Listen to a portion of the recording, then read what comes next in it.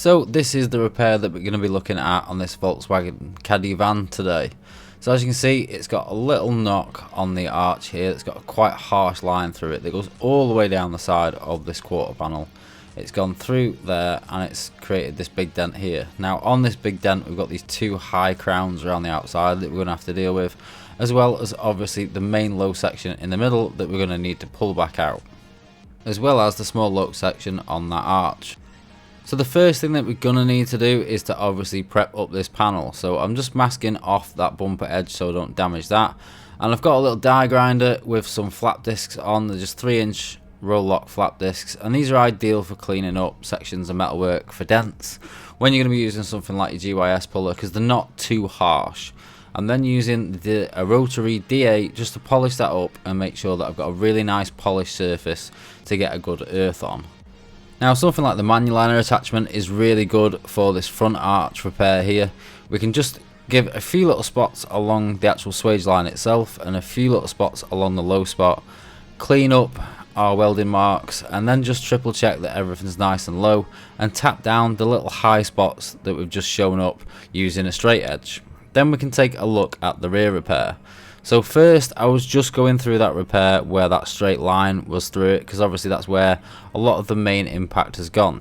Now I'm just going to work around it in my own little method, so to speak, in pulling out the low spots, and I'm just working what I know is low and bringing everything up to a nice even height at this stage.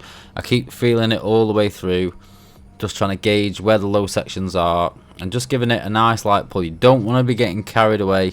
You can see here I'm just knocking down the highs of where I've pulled it back out, and I was also using a straight edge just to try and show myself where the highs and the lows are in the panel as I go across and pull it. Now take your time at this stage, because this is the stage where you can get a really nice metal repair or you can get a really bad metal repair, and I want it as close as possible so we can get a nice clean filler job and not have to put a load of body filler in this car. So once I've gone across it a couple of times and I've pulled it all up, I'm going to use again an 80 on the rotary D8.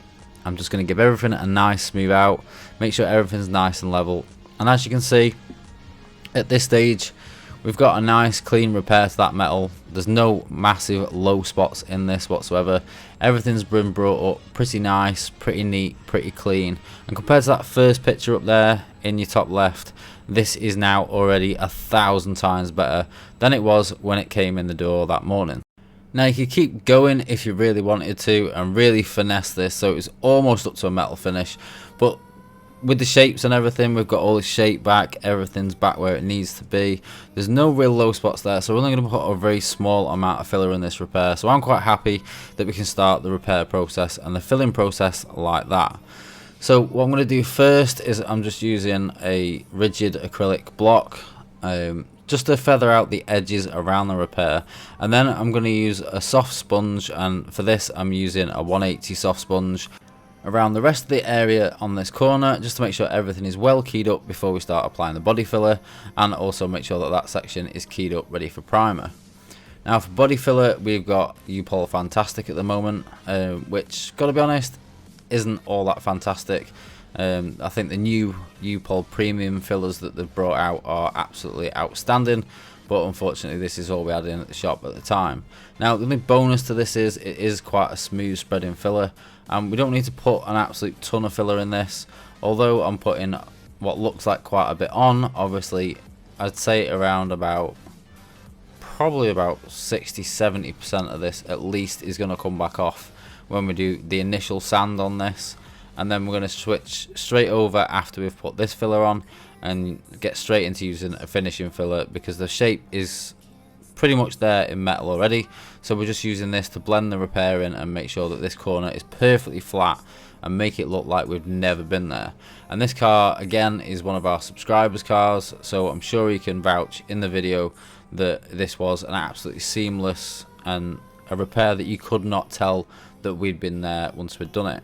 Now filler wise, try and get it on as close as possible, but don't get too carried away with playing with the filler and trying to get it too perfect, because I find that the more you carry on spreading the filler around, you can just end up making it worse. Sometimes putting it on once or and then smoothing it out once or twice, and then walking away is the best bet for filler work.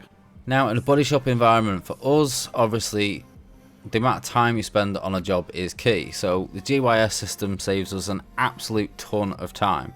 And then on the first sanding stage here, again, I'm using a rigid acrylic block, which is something that I will be doing a review on soon. And I'm also using a P40 on this block. Now, the reason that I'm using a P40 is I just very quickly want to rough this repair in and rough all the shape in and get everything down to a level that I'm happy with. Once I'm about happy with where this initial stage is at, then I'm going to switch over and I'm going to put a P80 on the block and knock this down. So this is the P80 now, and we're going to knock this down then a little bit further and just refine all that shape and get it as close as possible, ready for the next filling stage. So now I'm using the U-Pol Easy 3. It's like a fine finishing filler.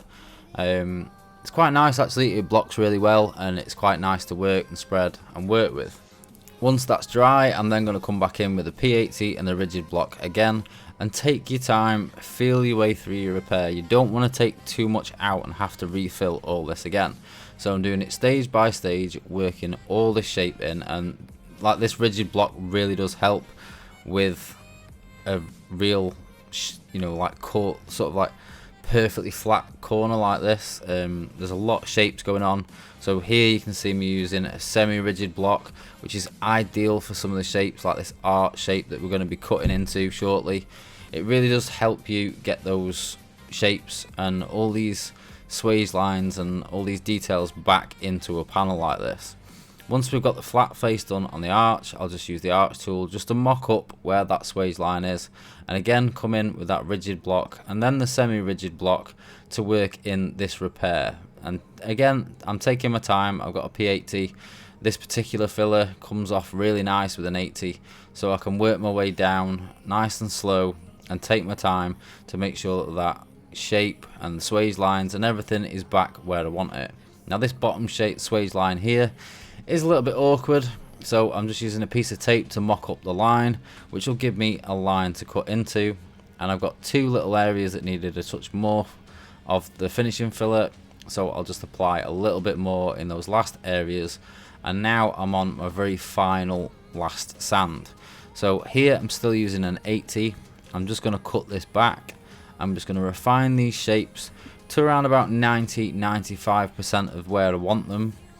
Once I've got all these exactly where I want them, I'm then going to swap over now to a P180, and I'm going to take all the sanding marks that we've put in with the 80 right back and refine everything all the way back to a P180. Now this filler is quite nice, this finishing filler. It'll help you get a real nice smooth transition between your repair and the existing paintwork. Not only that, but it's really good for not pinholing, so it's an ideal sort of final finishing filler to use on a repair like this. Then we've just got this masked up, just a little tiny bit of edge masking. You don't need to go absolutely mad, and I'm using my Segola GTO for this, my primer gun, so it's got a 1.8 setup. My first coat is just going to go down as a very light closed coat. I'm not going for a full wet finish on this coat.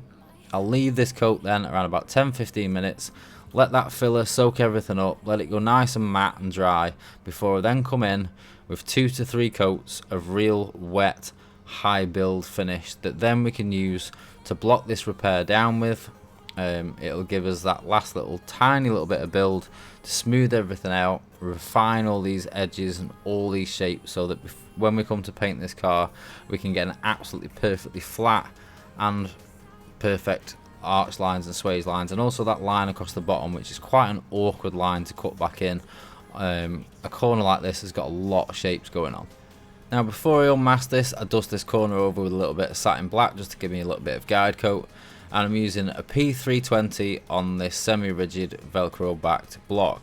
Now I found this semi-rigid block absolutely brilliant for blocking out the primer on this corner. It gave me a lot of flexibility for the shapes, and obviously on the flat areas I could cut everything in really nicely. It's not too big, it's not too harsh, and with that 320 it enabled me to go around this corner and block all this repair out really nice.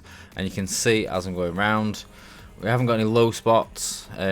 These blocks are particularly good for repair work, I have to say. So it's enabled me to get this really tricky flat corner blocked out really nice, get all these lines back nice and crisp, and make sure that I've got no low spots or any problem areas in this panel.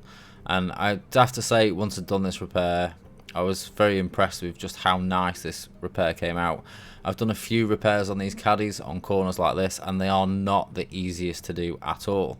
Now I'm going to use the same block to cut this line in, and now we've got the primer and this 320, we can just take a time and make sure this line is cut back in nice and clean and nice and even and nice and crisp, because what we don't want when we painted this car is to have this line with a dip in it or sinking off somewhere. It would look off.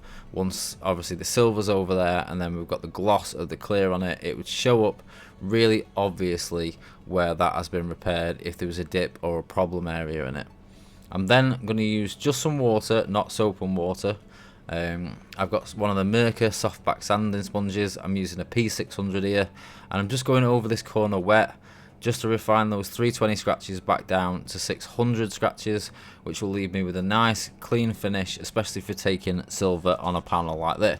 And I've left it wet here just to check the primer, to make sure that everything looks nice, to make sure that everything looks flat and everything looks even before I think about cleaning everything up and getting to the masking stage. Because what I don't want to do is skip this stage, go straight ahead and paint it and find out I've got a low spot. Now, this van's been painted before and I had a very dodgy blend done on the front door, so the customer did ask if we could blend the front door and the wing to get rid of that, and obviously paint this rear corner to make sure that obviously that was back in and that matched in nicely. And as you can see, the repair on this back corner was absolutely faultless.